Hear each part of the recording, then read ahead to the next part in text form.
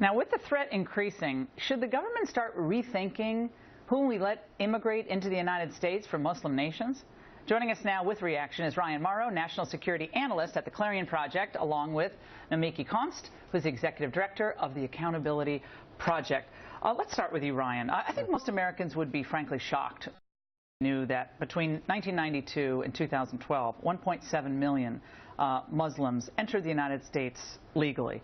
And even after 9/11, since 2008, about 100,000 a year have come to the United States. Now, overwhelmingly, the people come here, they live peacefully and so forth. Sure. But knowing what problems the FBI is having now, tracking people, they go dark, is this really the time to continue this massive level of legal immigration into the country from these troubled areas, these Muslim countries?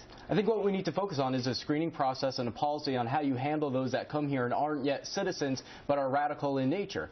Because there's been many cases where you have radical clerics coming from overseas that even go on speaking tours across the country. Lovely. I mean, that's a very bad idea.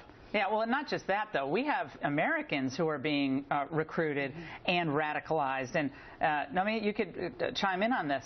Again, we have an enormous number of people coming into this country illegally, we know, across our southern border, which is another set of problems, and apparently that surge is building again.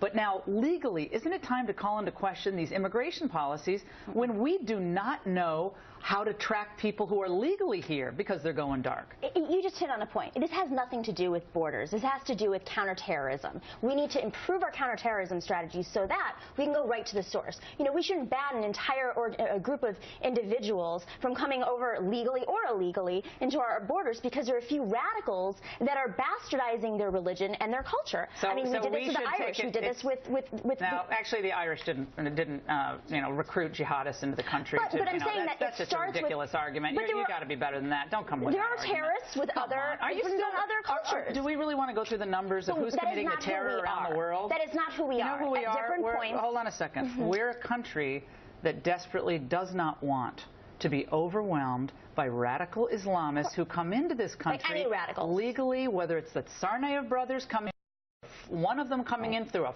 phony petition for refugee status.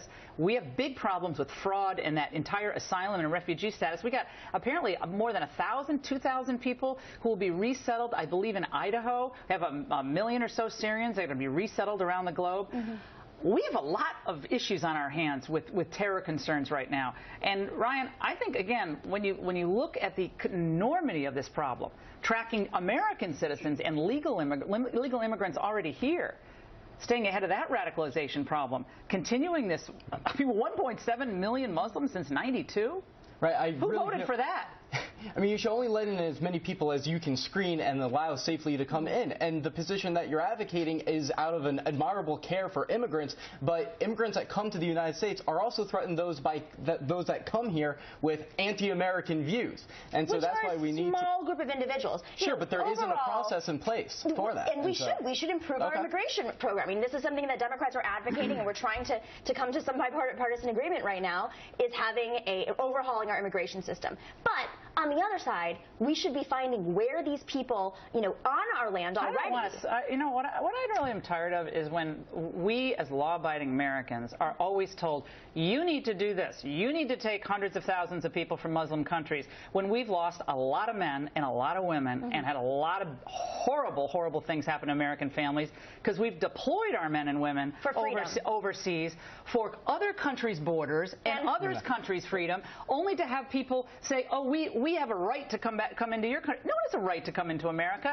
What's best for our country, our American workers and their wages, and what we actually need and require. And with 2.75 million Muslims in the country today, probably closer to 3 million now, do we need to bring in more Muslims at this time? This isn't a question over whether or not we need to are Muslims or not. This is a question, how do we attack these terrorists? They are the overwhelming percentage, unfortunately, of radicalized Muslims, not all Muslims, are terrorists. So why don't we look at this from a terrorism perspective rather than an immigration perspective? Because unfortunately, they're the most people, they account for the most terrorists, so it's just a logical And so you have to have a process that does account for the fact that there's a radical Islamic ideology. Ryan, Nomiki, thank you so much. Big topic.